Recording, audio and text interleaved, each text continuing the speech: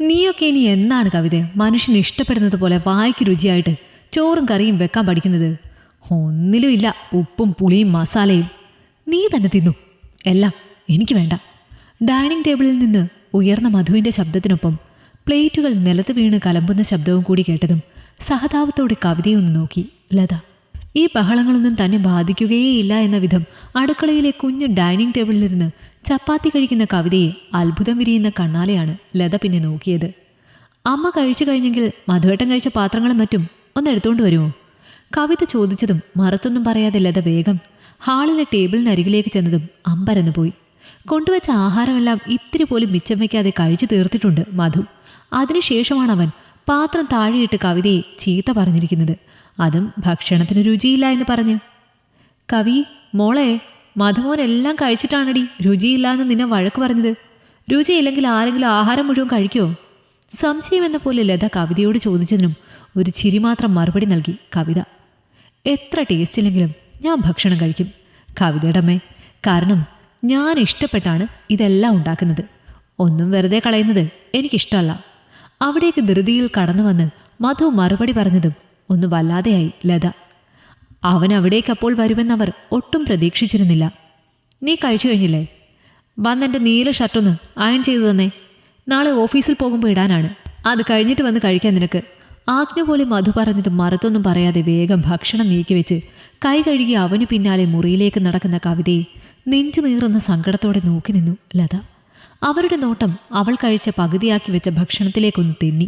തൻ്റെ മകളുടെ ജീവിതം തിരഞ്ഞെടുത്തു കൊടുക്കുന്നതിൽ തനിക്കും അവളുടെ അച്ഛനും തെറ്റുപറ്റിയെന്നവർ വീണ്ടും ചിന്തിച്ചു. കവിതയും അവളുടെ ഏട്ടൻ കാർത്തിക്കും താനും അവരുടെ അച്ഛനും ആഗ്രഹിക്കുന്ന വഴിയിൽ കൂടി തന്നെ വളരണമെന്നത് തങ്ങളുടെ വാശിയായിരുന്നു. കവിതയെയും ഏട്ടനെയും വളർത്തി പഠിപ്പിച്ചതുമെല്ലാം തങ്ങളുടെ ഇഷ്ടത്തിനനുസരിച്ചാണ്. അവരുടെ അഭിപ്രായങ്ങളോ ആഗ്രഹങ്ങളോ മുഖവിലേക്ക് എടുത്തില്ല തങ്ങൾ. വിവാഹപ്രായം എത്തിയപ്പോൾ തനിക്കൊരാളെ ഇഷ്ടമാണെന്ന് കവിത പറഞ്ഞതിന് 3 ദിവസമാണ് അവളെ പട്ടിണി കിട്ടതും തല്ലിച്ചതച്ചതും. ഒടുവിൽ അവളുടെ പഠനം പാതി വഴിയിൽ അവസാനിപ്പിച്ച് ബിസിനസ്സുകാരനായ മധുവുമായുള്ള വിവാഹം നടത്തിവിട്ടത് അവളുടെ പോലും സമ്മതമില്ലാതെയാണ്. ഇപ്പോൾ 10-14 വർഷങ്ങൾക്കിപ്പുറം അവർക്ക് തിരിച്ചറിയാൻ പറ്റുന്നുണ്ട് കവിതയോട് തങ്ങൾ ചെയ്ത തെറ്റെന്താണെന്ന്. പക്ഷേ തിരുത്താനൊരവസരമില്ല അവർക്ക്. ഭർത്താവ് മരിച്ചു. കവിതയുടെ സഹോദരൻ കാർത്തിക്കിനൊപ്പമായിരുന്നു ലത ഇത്രനാൾ. ഇപ്പോഴവൻ അവൻ്റെ കുടുംബത്തോടൊപ്പം സന്തോഷത്തിൽ കഴിയുന്നതിനിടയിൽ അമ്മ ഒരു തടസ്സമാണെന്നവന് തോന്നിയപ്പോഴാണ് അവർ കവിതയ്ക്കൊപ്പം നിൽക്കാൻ വന്നത്. ഇവിടെ വന്ന നിമിഷം മുതൽ അവർ കാണുന്നുണ്ട് ഒരു കളിപ്പാട്ടം പോലെ മധു തട്ടിക്കളിച്ച് രസിക്കുന്ന കവിതയെ. ചീത്തയും കുറ്റപ്പെടുത്തലുമല്ലാതെ നല്ലൊരു വാക്ക് മധു അവളോട് പറയാറില്ല.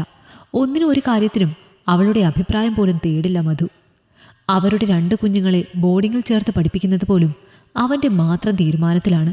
കവിതയുടെ കാര്യത്തിൽ ഞങ്ങൾ ചെയ്തതെല്ലാം തെറ്റാണെന്നവർ സ്വയം പറയുന്നേരത്താണ് മധുവിൻ്റെ ഷർട്ട് അയൺ ചെയ്ത് വന്നതിനു ശേഷം നേരത്തെ മാറ്റിവെച്ച് കഴിച്ചു പാതിയായ ഭക്ഷണമെടുത്ത് കഴിക്കുന്ന കവിതയെ ലത കണ്ടത്. ഈ ജീവിതത്തിനോടുള്ള എന്തെങ്കിലും തരത്തിലുള്ള അനിഷ്ടം അവളുടെ മുഖത്തുണ്ടോ എന്ന് സൂക്ഷിച്ചു നോക്കി ലത. ഇല്ല, പതിവിൽ നിന്ന് വ്യത്യസ്തമായി യാതൊരു മാറ്റവുമില്ല അവളിൽ. അവർക്ക് തന്നെ അത്ഭുതം തോന്നി.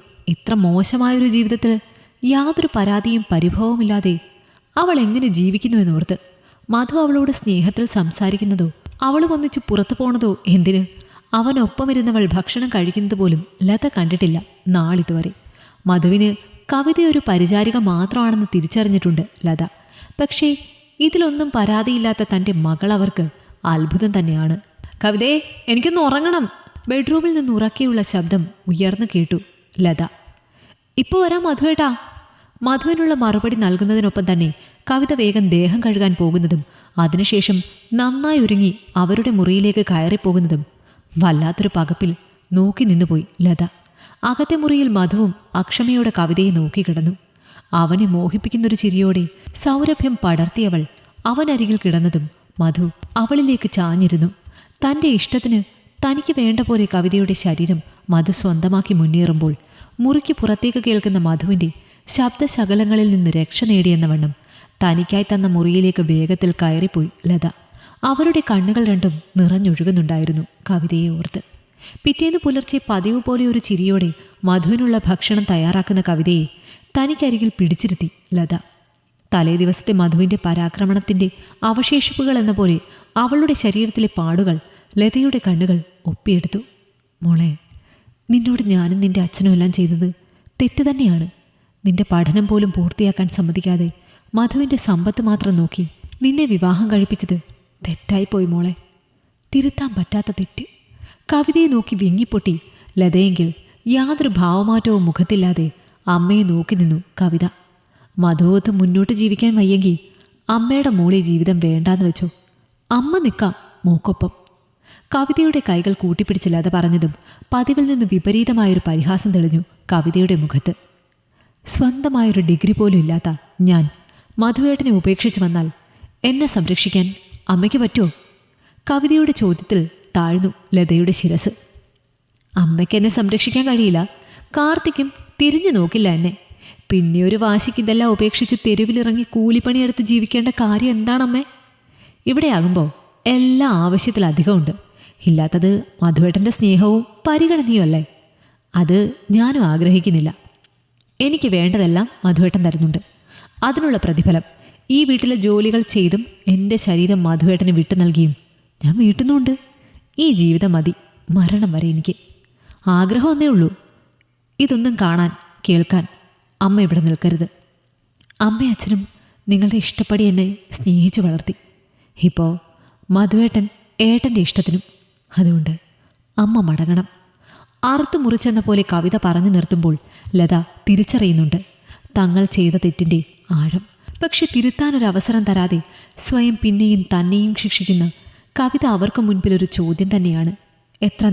എത്ര നാൾ മുന്നോട്ട് പോകും ഇതുപോലെ തൻ്റെ മകൾ? നാളെ താൻ കേൾക്കുന്നതൊരു പക്ഷേ തൻ്റെ മകളുടെ മരണം തന്നെയാവുമെന്നറിഞ്ഞിട്ടും ഒന്നും ചെയ്യാൻ പറ്റാതെ ആ വീടിൻ്റെ പടിയിറങ്ങി നടന്നു ലത. അവർക്ക് പുറകിൽ അന്നേരവും അവർ നടന്നകലുന്നത് നോക്കി കവിത നിന്നിരുന്നു. ഈ ജീവിതത്തിൽ നിന്ന് രക്ഷപ്പെടണമെന്ന മോഹമേയില്ലാതെ. ചിലരങ്ങനെയുമുണ്ട് ഇവിടെയെന്ന് ഓർമ്മിപ്പിച്ചുകൊണ്ട്. ഈ കഥ നിങ്ങൾക്കിഷ്ടമായെങ്കിൽ ലൈക്ക് ചെയ്യൂ. നിങ്ങളുടെ അഭിപ്രായങ്ങൾ കമന്റായി രേഖപ്പെടുത്തൂ. കൂടുതൽ കഥകൾ കേൾക്കാൻ ഈ ചാനൽ സബ്സ്ക്രൈബ് ചെയ്യൂ.